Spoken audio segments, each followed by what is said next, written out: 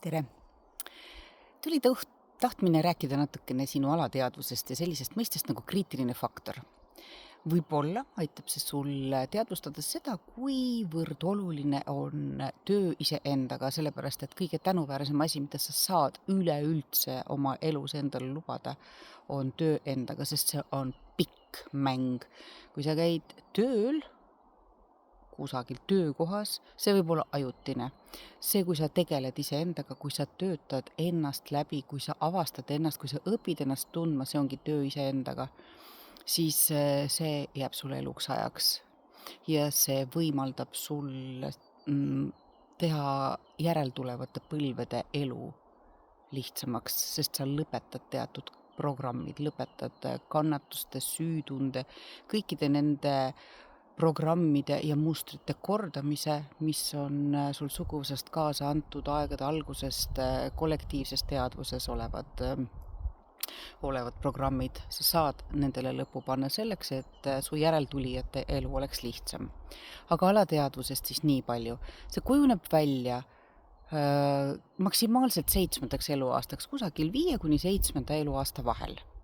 Ehk siis selle aja jooksul kujuneb sul maailmakaart, niimoodi seda nimetatakse, ehk siis sa saad aru, kes sa oled, või õieti, ma ei tea, kas sa saad aru, aga sul tekib arusaamine, kes sa oled, sul tekib teadmine, missugune see maailm on, kuidas siin asjad toimivad, mis tähendab armastus, missugune on õnnelik paarisuhe, kuidas peab olema ema või millised on isad. Sa saad ettekujutuse sellest, mismoodi see maailm toimib sinu jaoks. See kujuneb välja kuni sinu 7-aastaseks saamiseni. Ja siis tekib kriitiline faktor. Ehk siis see alateadvus 7. eluaastal maksimaalselt saab kaetud sellise toreda kaanega. Kaanetatakse ära nagu purk või pott, mis iganes, kuidas sa seda tahad nimetada. Sellele pannakse gaas peale ja see on su kriitiline faktor. Sinna peale hakkavad ladestuma kõik hilisemad kogemused, kõik hilisemad teadmised, õpitud tarkused, need ladestuvad veel sinna peale, aga gaas on nii-öelda seal põhjaks all. Ja nüüd, kui sa kujutad seda ette, kui õieti vaatad passi, kui vanaks sa oled nüüd elanud, siis juhul, kui sa ei ole mitte midagi hakanud aru saama sellest, milline sa oled, miks sinuga on asjad nii, nagu nad on, miks su elu näeb selline välja, miks sa kannatad näiteks, miks sulle meeldib kannatada või mille pärast sa kannad süüd või mis programmides sa ringi ketrad siiamaani ja elad tsüklis esmaspäevast reedeni ja siis laupäev, pühapäev tõmbad korra hinge ja siis hakkad esmaspäeval uuesti samaga pihta ja sa ei välju sellest oravarattast mitte kunagi. Sellepärast sa ei teadvusta, kes sa oled, sa ei teadvusta, mida sa võid, mida sa suudad, mida sa saad, mida sa oled võimeline looma ja korda saatma siin elus. Sest sul on 7-aastase programmid piiranguteks siiamaani.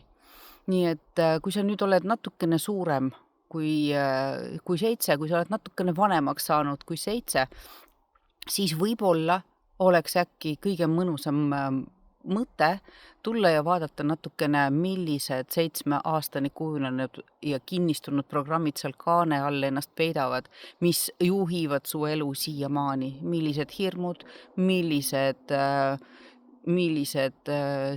süütunded, millised teadmised, millised uskumused sul enda kohta on kuni siis 7-aastaseks saamiseni kinnistunud, mida sa oled oma vanematelt iseenda kohta kuulnud, mida sa oled lasteaiast, mida sa oled sõpradelt kuulnud, see kõik on sul seal kaane all. Ja kui sa nüüd otsustad, et nüüd aitab, nüüd ma tahaks juba, et oleks elus asjad natukene teistmoodi ja tahan näha, miks minuga need asjad on, mille pärast juhtuvad mingid asjad või mille pärast üldse mitte midagi ei juhtu siin elus, elu ei paku rõõmu, elu ei paku huvi, siis on aeg tulla teraapiasse või minna teraapiasse paotada pisut seda kriitilist faktorit, tõsta natukene seda kaant ülespoole, et sa saaksid välja vajuda, välja ujuda kõik need vanad asjad, mis absoluutselt sind, kui ütleme, kui vana sa iganes oled, 37, 47, 57, 67, ükskõik kui vana sa oled, 7-aastase inimese või lapsena saadud teadmised iseendast ja maailmast sind enam edasi ei vii. Nii et mõtle selle peale ja kui sa oled huvitatud, siis ma ootan sind kas individuaalselt või grupikonstellatsioonidesse või joonistame neurograafikat, igatahes kõik need asjad, mida minul on sulle pakkuda, kui see tundub sulle usaldusväärne, siis tere tulemast. Mitte midagi tänuväärsemat, kui õppida ennast tundma selles elus, sa enda heaks teha ei saa, aga mitte kellegi teise jaoks sa oma elu ka elada ei saa. Nii et tere tulemast ja kohtumiseni!